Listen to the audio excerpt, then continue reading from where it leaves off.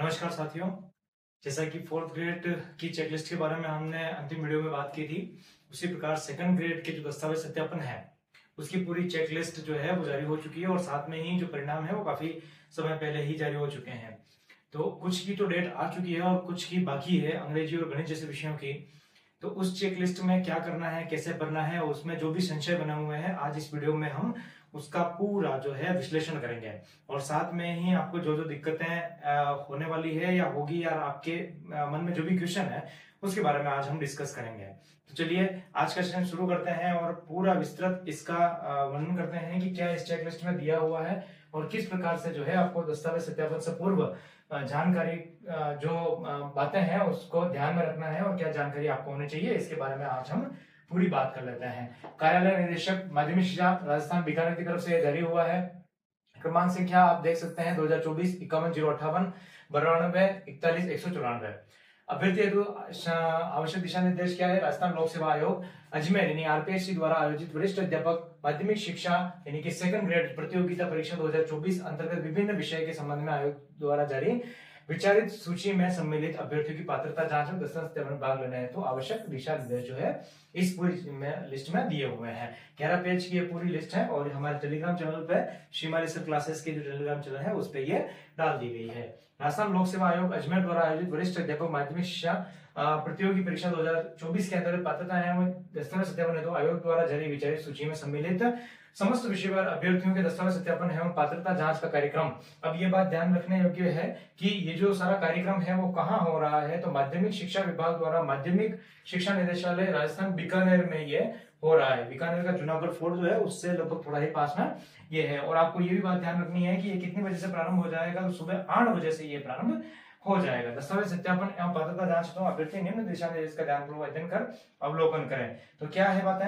अभ्यर्थी को निम्नलिखित दिशा निर्देशों का ध्यान पूर्वक अध्ययन करते हुए ऑनलाइन विस्तृत आवेदन पत्र विज्ञप्ति के समय सर्वप्रथम भरा गया ऑनलाइन आवेदन पत्र में संलग्न एवं मूल दस्तावेज के व्यक्ति सह कार्यालय में निर्धारित दिनांक एवं समयावधि में उपस्थित होना है। यानी कि जो आपकी पीडीएफ आएगी जिसमें आपका नाम आएगा वो आपको पहले जो आपने सबसे पहले जो फॉर्म भरा है एग्जाम देने के लिए वो फॉर्म लाना है, फिर आपने स्क्रूटिनी फॉर्म जो भरा है वो लाना है और साथ में जो दस्तावेज है आपके इतनी मार्कशीट वगैरह है जो उसमें क्वालिफिकेशन मांगी गई थी वो सारे डॉक्यूमेंट तैयार करके आपको जो समय दे रखा है, आपको जो दिनांक दे रखी है उस दिनांक पर आपको यहाँ पे पहुंचना है। और ये अब जारी होगी और बहुत की जारी हो चुकी है। अभ्यर्थी ऑनलाइन विस्तृत आवेदन पत्र में विज्ञप्ति के समय सर्वप्रथम भरे गए ऑनलाइन आवेदन पत्र की 2 प्रतियां आपको कितनी लानी है ध्यान रखना चाहते हो, एक तो ओरिजिनल होगी और 2 प्रति होगी, है ना। तो आपके पास टोटल 3 डॉक्यूमेंट होने चाहिए। एक तो आपके पास ओरिजिनल हो जाएगी और उसकी 2 प्रतियां करवानी। मैं कहता हूँ 2 से 3 करवा दीजिए आप, कोई दिक्कत नहीं है। समस्त दस्तावेज स्वयं हस्ताक्षर छाया प्रति संलग्न कर सत्यापन दल को प्रस्तुत करेंगे। अब आपको हस्ताक्षर कहाँ करना है, ऐसा नहीं कि सब पे कर देंगे आप। जो आपकी मार्कशीट है और जिस पर आपको जो क्वालिफिकेशन है उस पर आपको करना है, आपके आधार कार्ड पे करना है, और जिस पर जो है इनके जो करने हैं दल का जो करना है वो वही करेंगे, आपको उन सब पे नहीं करना है ना। तो आवेदन के साथ संलग्न प्रपत्र डाउनलोड कर विस्तृत आवेदन मुख्य पृष्ठ के ऊपर अनिवार्य रूप से संलग्न कर लेना। प्रथम प्रपत्र यह प्रपत्र चेकलिस्ट है जिसमें उल्लेखित समस्त कॉलम की पूर्ति अभ्यर्थी द्वारा स्वयं की जानी है। चेकलिस्ट जो है वो हम आगे डिस्कस करेंगे, उसमें सारी आपको भरनी है। विस्तृत आवेदन पत्र एवं असिस्टेंट फॉर्म 2 प्रतियों के साथ संलग्न किए जाने वाले समस्त दस्तावेज 2 प्रति में प्रस्तुत करना है, जो मैंने आपको आगे बात बता दी थी।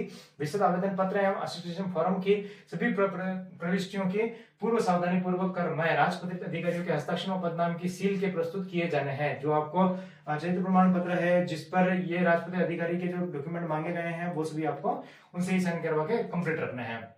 अटेस्टेशन फॉर्म का कोई भी कॉलम आपको रिक्त नहीं होगा होना चाहिए। बिंदु संख्या 12 व 13 में सूचना हाँ अथवा नहीं के रूप में अंकित करेंगे, जो हम आगे देखते हैं। अभी आवेदन के साथ निम्न दस्तावेज अनिवार्य रूप से संलग्न किए जाए। कौन कौन से? स्नातक की सभी वर्षों की अंक तालिकाएं। ध्यान रखना आपने जो बीए की है, बीएससी की है, उसकी फर्स्ट ईयर, सेकंड ईयर और थर्ड ईयर सभी की जो प्रतियां हैं सभी वर्षों की वो आपको करनी है। साथ में ही बीएड की अंक तालिका में डिग्री भी आवश्यक रूप से संलग्न करें। यानी कि बीएड आपने 1 साल की है तो 1 साल वाली का, और 2 साल की है तो दोनों साल में फर्स्ट ईयर और सेकंड ईयर की करनी है और साथ में डिग्री भी होनी चाहिए। तो यहाँ से 3 आपके होने चाहिए और यहाँ पे जो स्नातक की है उसकी भी डिग्री आप साथ लगा ले हैं। आरक्षित वर्ग के अभ्यर्थियों द्वारा सक्षम स्तर में से जारी जाति प्रमाण पत्र जो कि पिता के नाम से जारी किया गया हो ST, SC, OBC, MBC, EWS से प्रस्तुत किया जाएगा। यानी कि आपको ईडब्ल्यूएस जो फॉर्म है और वो जाति प्रमाण पत्र जो है वो यहाँ पे जारी करना है। मूल निवास भी आपको यहाँ पे प्रपत्र लगाना है, जहां लागू हो वहां विवाह पंजीयन प्रमाण पत्र, विवाह विच्छेद जितनी भी है डॉक्यूमेंट है वो आपको सारे लगाने हैं, कुछ भी छूटना नहीं चाहिए। माननीय न्यायालय द्वारा जारी डिग्री, यानी कि आपने अगर कोई ऐसा है आपराधिक प्रवृत्ति वाला व्यक्ति भी है तो उसने माननीय न्यायालय के साथ में परमिशन लेके अगर कोई परीक्षा दे रहा है तो उसकी भी यहाँ पे लिखित में होनी चाहिए सारी, जो कि ऑनलाइन आवेदन प्रक्रिया अंतिम निर्धारित तिथि से पूर्व तक की जारी हो। ध्यान रखना जो आपने ऑनलाइन आवेदन भरा है उसके पूर्व की सारी ये डिग्री होनी चाहिए। अभी हम बात करेंगे उसके बारे में विस्तार से। एवं विधवा होने पर पति का मृत्यु प्रमाण पत्र एवं पति के लिंक कोई दस्तावेज तथा राशन कार्ड, आधार card, voter ID card, Jan Aadhaar इत्यादि दिव्यांग श्रेणी में, ये मतलब अगर कोई विधवा है तो उसमें पति का एक तो मृत्यु प्रमाण पत्र चाहिए और साथ में ही पति का राशन कार्ड या ऐसा कोई आधार कार्ड हो तो वो इसमें लाना अनिवार्य है। आवेदन करने से पूर्व अब ये ध्यान रखना है जो दिव्यांग है श्रेणी में आवेदन करने पर सक्षम स्तर से जारी दिव्यांग का प्रमाण पत्र, ध्यान रखना दिव्यांग का प्रमाण लगाना है। जो भूतपूर्व सैनिक वर्ग के आवेदन करने पर पेंशन डायरी, पीपीओ, जीपीओ जो रिपोर्ट होती है वो, सेवानिवृत्ति नहीं होने पर सक्षम स्तर से जारी अनापत्तित प्रमाण पत्र, वहां से जो परमिशन लेटर होगा वो, और मूल दस्तावेज उनकी स्व प्रमाणित फोटो प्रतियां भी आवश्यक रूप से साथ लेकर आवे। यदि अभ्यर्थी सेवारत है, अगर कोई अभ्यर्थी है जो पहले सेकंड ग्रेड, थर्ड ग्रेड में है या जो कि सैनिक में है या किसी भी प्रकार की सेवा में है तो सेवारत होने का प्रमाण पत्र, यानी कि आपका जो ज्वाइनिंग लेटर है वो ज्वाइनिंग लेटर यहाँ पे चाहिएगा।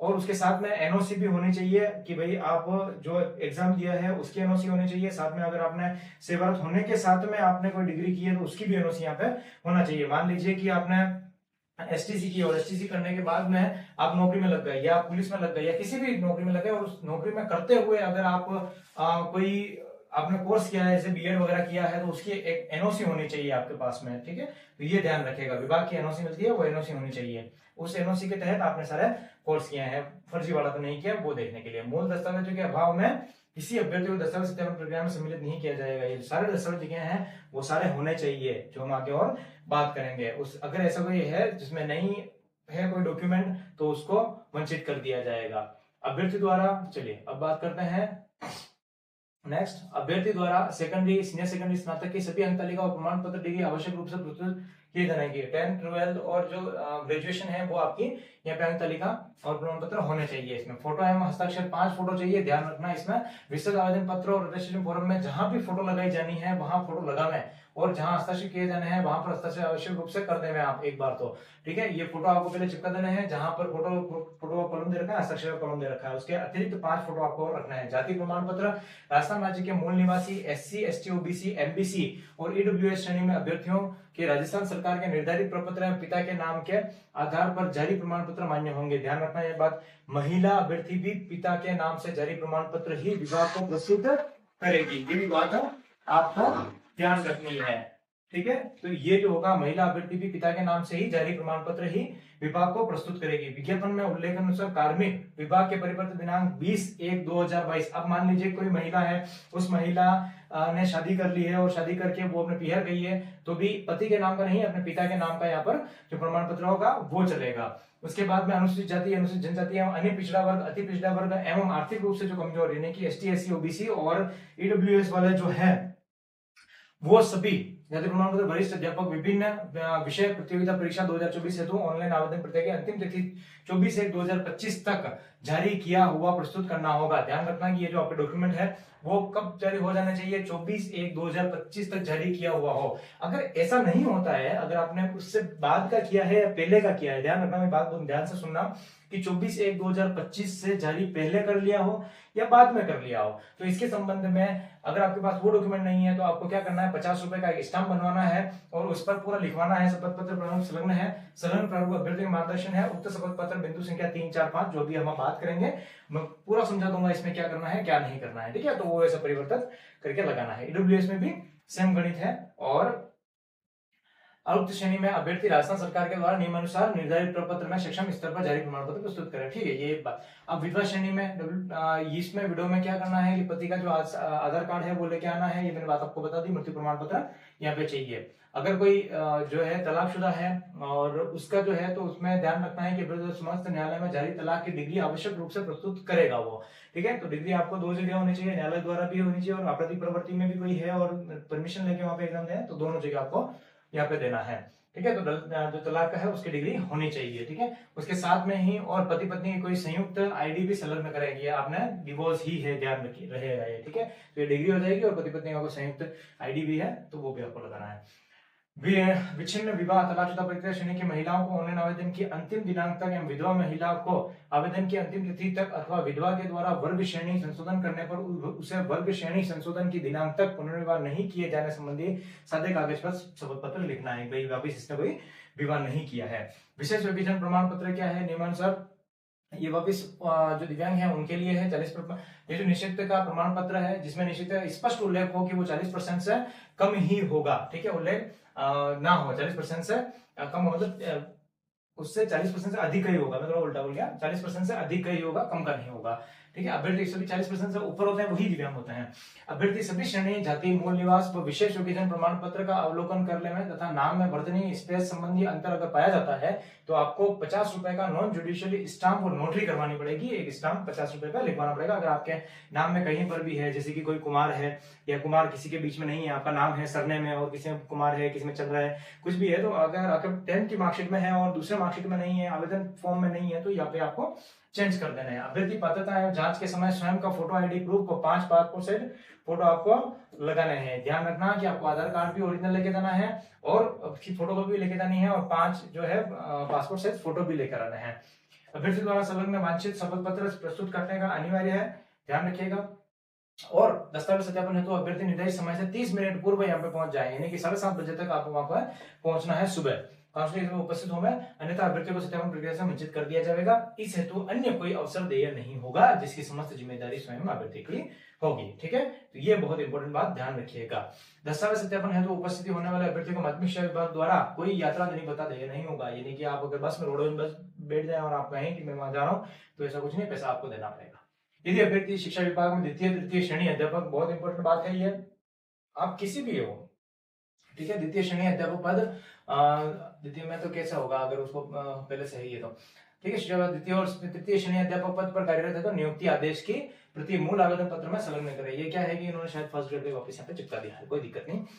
ठीक है, तो ये ध्यान रखना, आप किसी भी श्रेणी में है तो वहां पे ध्यान रखना। आप भले ही राजस्थान पुलिस में है, वीडियो में है, एलडीसी में, किसी में भी है, सेकंड ग्रेड में, तो आप ध्यान रखिएगा नियुक्ति आदेश जो है आपको ये लेके ही जाना है। राजस्थान लोक सेवा आयोग अजमेर द्वारा आयोजित वरिष्ठ अध्यापक विभिन्न विषय प्रतियोगिता परीक्षा 2024 के 2129 पदों पर विचारित सूची में अभ्यर्थियों को की पात्रता जांच एवं काउंसलिंग कार्यक्रम शुरू किया जा रहा है। अभ्यर्थी द्वारा दस्तावेज सत्यापन हेतु माध्यमिक शिक्षा की सारी जो दिशा निर्देश है इस वेबसाइट में रखी हुई है। चलिए समझ में आ गई हमारी बात, और ये पूरी जो है सभी हमने समझिए है। एक नंबर दे रखा है जिसपे फोन लगे नहीं लगे कोई भरोसा नहीं है, तो आप ध्यान रखना कि आप इन नंबर के भरोसा मत रहना, और जो मैंने आपको चीजें बताई है वो सभी याद रखना। और ध्यान रखना कि कोई अगर आपको ये कह देवे कि मैं आपको दस्तावेज सत्यापन कर दूंगा, इतने पैसे दे दो, तो वो बिल्कुल साढ़े मत लगना उसके। ठीक है, ये लाइन लिखी हुई है। अब चलिए अब अपन देख लेते हैं कि जो दस्तावेज सत्यापन है उसमें क्या क्या करना है। विभिन्न विषय प्रतियोगिता परीक्षा 2024 अभ्यर्थी के स्वयं के द्वारा भरी जाने वाली सूचना जो लागू हो उस पर टिक करना है। तो ध्यान रखना, आपको दस्तावेज सत्यापन का स्थान निदेशालय शासन बीकानेर भरा हुआ है, अभ्यर्थी के रोल नंबर लिख लेना है जो आपके एडमिट कार्ड में होंगे। ठीक है, और जो लिस्ट है ये उसमें भी होंगे। विषय कौन सा है, किस विषय से आप करवा रहे हैं, हिंदी, इंग्लिश, संस्कृत, जिसे भी करवा रहे हैं। आवेदन क्रमांक, आपने जो आवेदन क्रमांक किया हुआ एप्लीकेशन, और अभ्यर्थी का नाम आपका क्या है, माता का नाम क्या है, विवाह की स्थिति की आप अविवाहित हैं या विवाहित हैं, विवाहित होने पर पति या पत्नी का नाम लिखना है आपका, लिंग और महिला है पुरुष है थर्ड जेंडर जो भी है। ठीक है, दिनांक कब है, तो आवंटित दल संख्या कौन सी है। ठीक है, यहाँ पे आपको फोटो लगाना है, नवीनतम आधार क्रमांक लिखना है, पिता का नाम, जन्म तिथि, फिर आप कौन सी कैटेगरी से बिलोंग करते हैं वो जाति, अगर जाति है तो उसमें आपको टिक लगाना है। ठीक है, और आपको 1/1/2026 तक आपकी आयु कितनी है ये निकाल देना, तो आपको ये यहाँ से गूगल से निकल जाएगी, कोई दिक्कत की बात नहीं है। चेकलिस्ट प्रपत्र पहली है, और इसमें क्या क्या है चलिए देखते हैं। ऑनलाइन आवेदन की प्रति, सबसे पहले ये कॉलम देखते हैं। देखिए बहुत ध्यान से सुनना साथियों, संलग्न संख्या, संलग्न सौ प्रमाणित हाँ या नहीं, उसमें उसके मूल दस्तावेज से मिलान से सही पाया गया, ये आपको नहीं करना है। ये यहाँ पे लिखा हुआ है कि ये जो दल होगा वो दल यहाँ पे करेगा, यदि नहीं तो ये सारा, ये 2 कॉलम आपको पढ़ना है, बाकी 3 कॉलम आपको छोड़ने हैं। पहली बात, ऑनलाइन आवेदन की प्रति जो आपने एप्लीकेशन किया है, सिक्योरिटी फॉर्म भी और ऑनलाइन आवेदन भी, उसकी संलग्न संख्या लिखनी है और आपने उस पर साइन कर दिया है तो हाँ कर देना है। विस्तृत आवेदन की प्रति में एटेस्टेशन फॉर्म, जो पूरी आवेदन कराया है उसका पूरा लिखना है, ठीक है। ये तो हो गया आपने आवेदन किया जो, उसके सिक्योरिटी फॉर्म का हो गया, ठीक है। अटेस्टेशन फॉर्म जो लिखा उसमें हाँ या ना बोलना है, आधार कार्ड की फोटो कॉपी लगानी है, साइन कर देना है, साइन कर दिया मतलब सो प्रमाणित कर दिया है। माध्यमिक शिक्षा की अंक तालिका अब आपको जो 10th है उसकी लगानी है, उच्च माध्यमिक की लगानी है, प्रमाण पत्र भी लगाना है, दोनों ध्यान रखना, प्रमाण पत्र भी है, अंक तालिका भी है और प्रमाण पत्र भी है, साथ में होगा। यहाँ पे भी अंक तालिका है, प्रमाण पत्र दोनों होंगे, ठीक है, 2-2 कागज होंगे यहाँ पे। स्नातक के 3 वर्षों की होगी, सेमेस्टर होगी तो सभी, और कोई उपाधि मिली आपको, गोल्ड मेडल है तो उसमें भी, ठीक है, तो वो सारी यहाँ पे लगानी है। विज्ञप्ति संलग्न संख्या का मतलब ये हो गया कि आप जैसे कि मान लीजिए ऑनलाइन आवेदन कितने पेज, 1 से 4 है तो 1 से 4 यहाँ पे हो गए, ठीक है, 4 से 2 हो गए, 4 से 6 हो गए, यहाँ पे हो गए, तो ऐसे लिखते रहना आपको, है ना, ध्यान रखिएगा, वहाँ पे नंबर डाल देना आप, जितने पेपर हो उसके ऊपर 1 2 3 4 ब्लू पेन से सारा काम करना है आपको। चलिए नेक्स्ट क्या है कि विज्ञप्ति के अनुसार प्रशिक्षणिक योग्यता, आपकी योग्यता क्या मांगी है, तो बीएड है वगैरह जो भी, तो यहाँ पे आपको लिखना है। प्रशिक्षण योग्यता उत्तीर्ण तिथि, जो आपको तिथि है वो लिख लेनी है, ठीक है। मूल निवास प्रमाण पत्र की प्रमाण तिथि, आपको मूल निवास जो बना हुआ है उसका लिखना है। आर्थिक रूप से कमजोर वर्ग के अभ्यर्थियों को नियमानुसार सक्षम अधिकारी द्वारा निर्धारित प्रपत्र जारी इनकम टैक्स असिस्टेंट फॉर्म लिखना, सर्टिफिकेट भी यहाँ पे लिखाना है, यानी कि जो ईडब्ल्यूएस है उसको पूरा आपको फॉर्म यहाँ पे लगाना है। जाति प्रमाण पत्र का पूरा यहाँ पे लिखना है, ठीक है। वेद का प्रमाण पत्र होना चाहिए। आरक्षित वर्ग में अभ्यर्थी के पास आवेदन की अंतिम तिथि पश्चात जारी प्रमाण पत्र होने पर कार्मिक विभाग के परिपत्र दिनांक 17/10/2022 के अनुसार शपथ पत्र भी यहाँ पे लगाना है। विधवा की स्थिति में पति की मृत्यु और प्रमाण पत्र, ये हमने बात कर ली है, ठीक है। उसके बाद में जो तलाकशुदा है उसका प्रमाण पत्र, संतान अगर आपके है, अगर शादीशुदा है तो संतान हो तो यहाँ पे लगाना है, जो शादीशुदा नहीं है तो उसकी संतान होगी ही नहीं तो लगाना ही नहीं है, बेसिक सी बात है, ठीक है। भूतपूर्व सैनिक होने पर सेवानिवृत्त, अब ये भूतपूर्व सैनिकों के लिए है कि यहाँ पे सेवानिवृत्ति हो गई है या आप सेवा में हैं या राज्य सेवा कब ज्वाइन की है आपने, तो उसके सारे जो पेपर होंगे वो यहाँ पे लगेंगे। दिव्यांग श्रेणी, दिव्यांग कोटा का सारा मेडिकल रिपोर्ट, जो मेडिकल सर्टिफिकेट होगा यहाँ पे लग जाएगा। राजकीय सेवा में है तो उसका सारा यहाँ पे लग जाएगा, ठीक है। शैक्षणिक और प्रशैक्षणिक योग्यता के संबंध में स्व घोषणा, जो घोषणा पत्र लिखी है कि भाई मेरी जो ये डिग्री है बिल्कुल सही है, वो स्व घोषणा की है तो उसका पेपर लग जाएगा। अभ्यर्थी की अंतिम तिथि, अंतिम शिक्षण संस्थान द्वारा प्रदत्त चरित्र प्रमाण पत्र, मतलब जो भी शिक्षण संस्थान में आपने अंतिम रूप से पढ़ाई की है वहां के चरित्र प्रमाण पत्र होगा एक तो वो, और साथ में 2 राजपत्र अधिकारी यानी कि 3 चरित्र प्रमाण पत्र टोटल हो गए, ध्यान रखना, वो हस्ताक्षर करके यहाँ पे लगाना है। क्या आवेदन माननीय न्यायालय के आदेशों से परीक्षा में सम्मिलित हुआ है, ये मैंने बात बता रहा था आपको, अगर आप कोई अपराध करके बैठे हुए हैं और वो परमिशन लेके यहाँ पे दे रहे हैं तो वो, और संलग्न अन्य शपथ पत्र जो यहाँ पे दे रखे हैं उसको करना है। और उसके साथ में ही समस्त दस्तावेज, 2 कॉलम आप पढ़ लेंगे, 3 कॉलम वहां पर वे भरेंगे।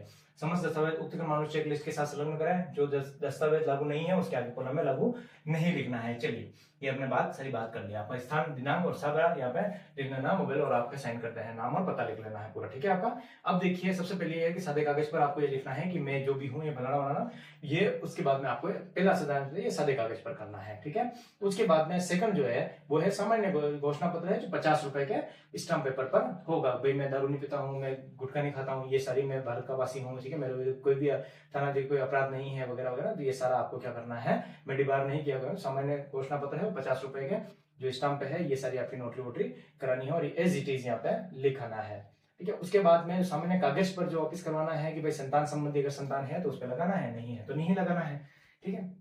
और उसके बाद में नमूना प्रारूप सामान्य कागज पर सत्यापन दल के सामने भरना है, ये कुछ भी नहीं करना है आपको, सिर्फ ब्लैंक पेपर लेके जाना है, ठीक है। तो ये सारा वो वहां पे आपको भरवाएंगे, ओके।